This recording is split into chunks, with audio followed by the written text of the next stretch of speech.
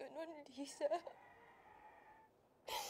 Kahit anong gawin ko, kahit anong pilit ko, hindi ko matuturuan yung puso ko na huwag nang mahalin si Dominic. Sino ba kasi nagsabi na tuturuan ng puso? Alina, ba't ayaw mong aminin mahal mo si Dominic? Kailangan mo pang pahirapan ang sarili mo. Hindi ko pwedeng mahalin si Dominic.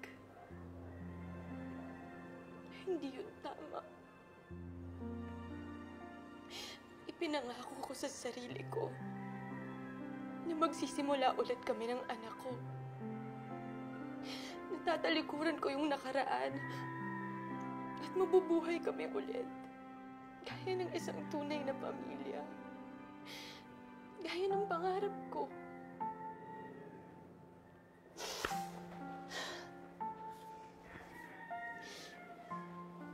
Bahagi si Dominic nung nakaraan na yun.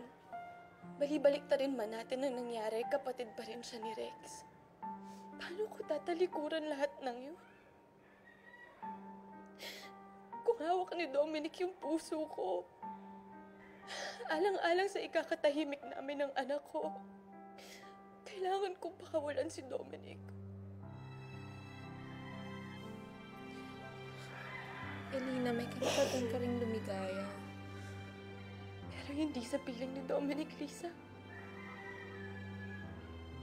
At mas lalong hindi pa ngayon kung kailan magaling na si Baby Nico at paalis na kami.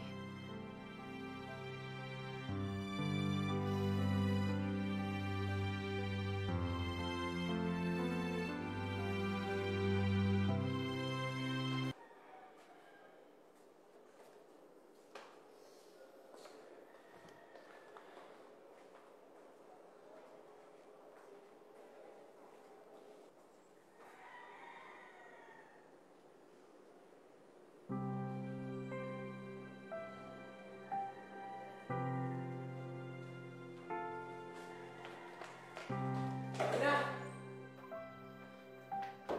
Alina! Alina!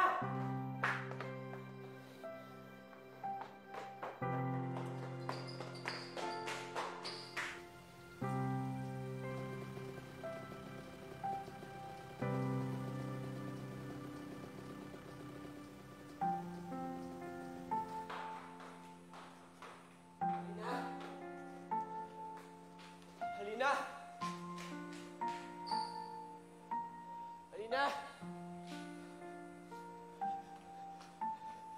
Alina! Dominic, pinabibigay ito sa'yo ni Alina. Ito daw yung huling hulog niya dun sa utang niya sa'yo. Hindi raw niya kayang ibigay sa'yo ito ng personal.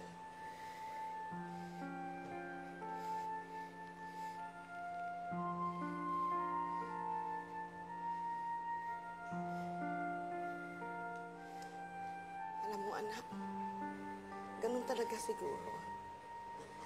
Minsan, akala mo sa'yo na dahil hawak-hawak mo na, mawawala pa. Pero nasa sa atin din yun, anak.